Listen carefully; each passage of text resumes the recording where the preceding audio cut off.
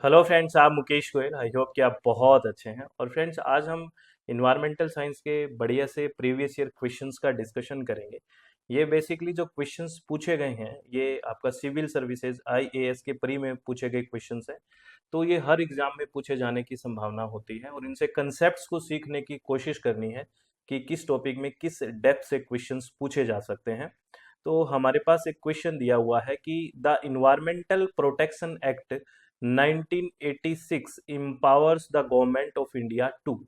यहाँ पे आपको दो नीचे स्टेटमेंट दिया हुआ है और ये क्वेश्चन दिया गया है कि the environmental protection act 1986 empowers the government of India to, किसके लिए इम्पावर करता है ईपीए 1986। पहला कह रहा है state the recruitment of public participation in the process of environmental protection and the procedure and manner in which it is sought. ये basically कह रहा है state the requirement of public participation.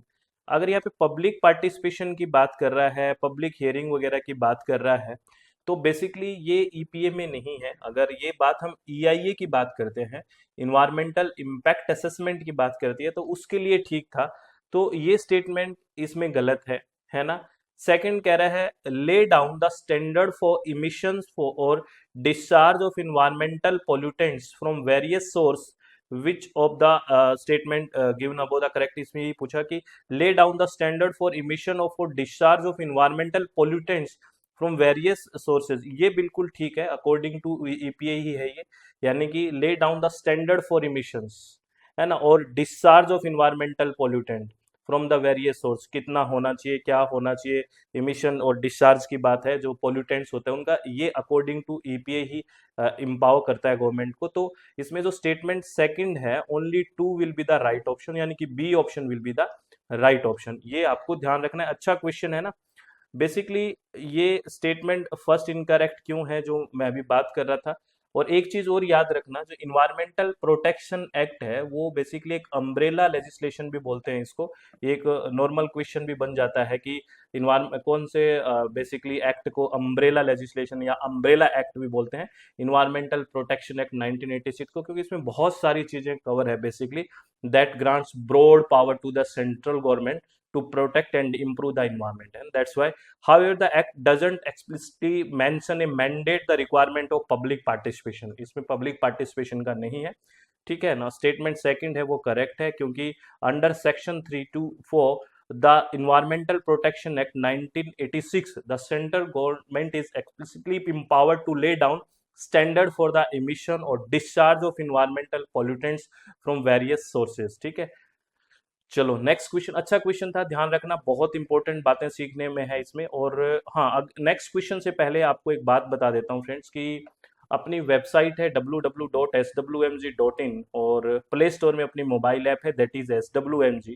यहाँ पे हम कंप्लीट इन्वायरमेंटल साइंस पढ़ते हैं, जिसमें आपको 10 यूनिट बहुत ब्रॉडली सारी चीजें करवाई जाती है। थ्योरेटिकल पार्ट के साथ साथ प्रीवियस ईयर क्वेश्चन का प्रॉपर्ली डिस्कशन होता है, चाहे वो यूपीएससी में हो, नेट के एग्जाम में हो, सेंट्रल पोल्यूशन कंट्रोल बोर्ड में हो, स्टेट पोल्यूशन कंट्रोल बोर्ड में। तो ये काफ़ी बढ़िया रहने वाला होता है सेशन आपका।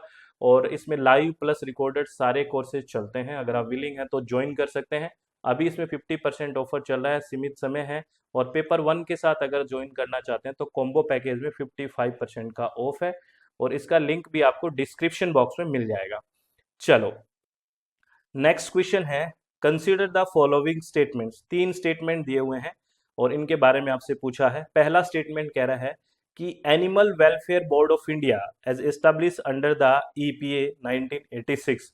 ये कह रहा है कि पहला स्टेटमेंट दोबारा पढ़ के देखना, animal welfare board of India is establish under the environmental protection act 1986 नहीं, ये क्रूल्टी एक्ट के तहत है, इसमें तो नहीं है, ये तो कट गया, ठीक है। इसको मैं आगे ईयर भी बताऊंगा कि वो कौन से में आया था। National tiger conservation authority is a statutory body, बिल्कुल ठीक बात है। आप बॉडीज की बात करते हैं ना, एग्जीक्यूटिव बॉडी होती है, स्टैट्यूटरी बॉडी होती है, कॉन्स्टिट्यूशनल बॉडी होती है।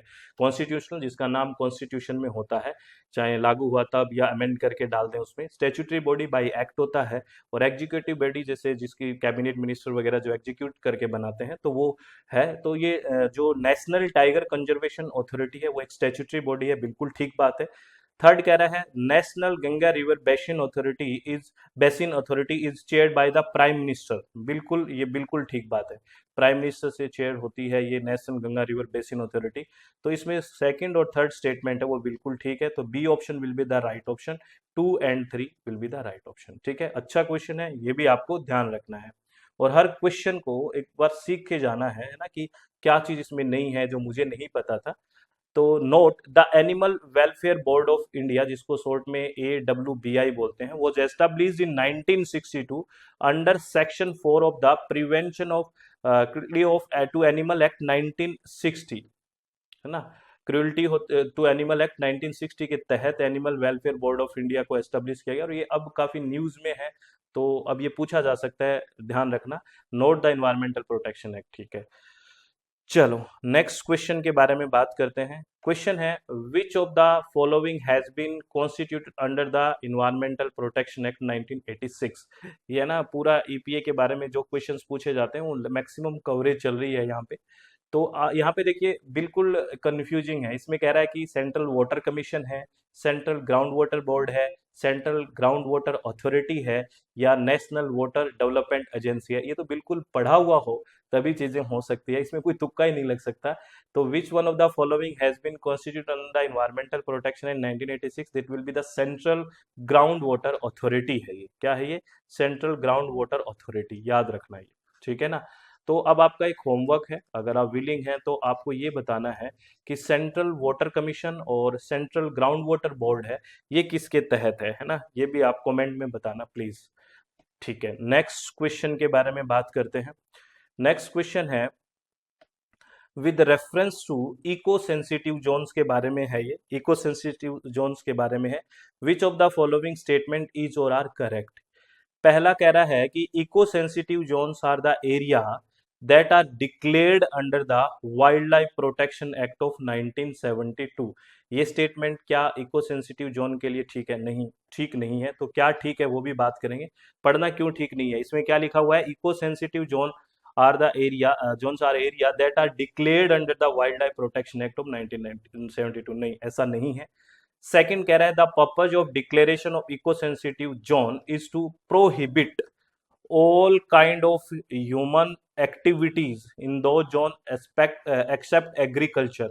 देखो, prohibit all kind of human activities, ऐसा प्रोहिबिट करने के लिए नहीं है। इसमें 3 टर्म्स यूज होती है अगर इको सेंसिटिव जोन की बात करें। रेगुलेशंस की भी बात होती है, कुछ चीजें रेगुलेट करनी होती है। मैं अभी बताऊंगा, ओनली प्रोहिबिट ऑल काइंड नहीं यूज कर सकते। तो ये स्टेटमेंट भी है वो गलत है, यानी कि यहाँ पे नाइदर 1 nor 2, कोई भी ऑप्शन ठीक स्टेटमेंट ठीक नहीं है, तो ऑप्शन डी आ जाएगा। इन दोनों को मैं एक बार क्लियर कर देता हूं, क्लियरली इसको सुनना कि क्या ठीक होगा। पहला स्टेटमेंट क्या है? देखो, eco sensitive zone are notified the ministry of environment forest and climate change, यानी कि MOEFCC under section 3 of the environmental protection act, note the wild life protection act. वहां पे देखो क्वेश्चन में eco sensitive zone wild life protection act के तहत था, नहीं, अकॉर्डिंग क्या है? EPA 1986 के तहत है। तो याद रखना, eco sensitive zones are notified by the ministry of environment forest and climate change under section 3 of the environmental protection act 1986, not the wild life protection act, इसलिए वो गलत हुआ। Second statement, this is incorrect because जो eco zone है या sensitive Jones है वो categorise into 3 categories या 3 groups, prohibited, regulated and permitted. It doesn't impose a blanket ban on all human activities except agriculture. For instance, organic farming and green technology use are permitted, while small scale local construction can be regulated. ठीक है ना।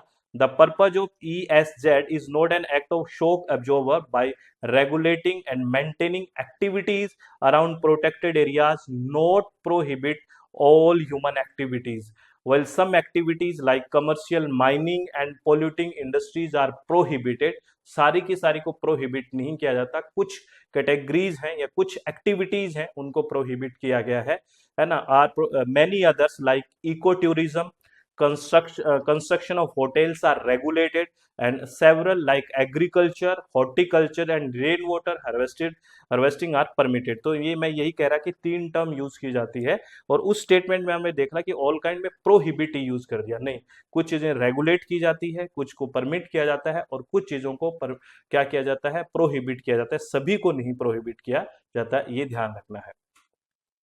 Next question है, the most important strategy for the conservation of biodiversity together with the traditional human life as the establishment of, ये तो आप बिल्कुल आराम से आंसर कर सकते हो ना।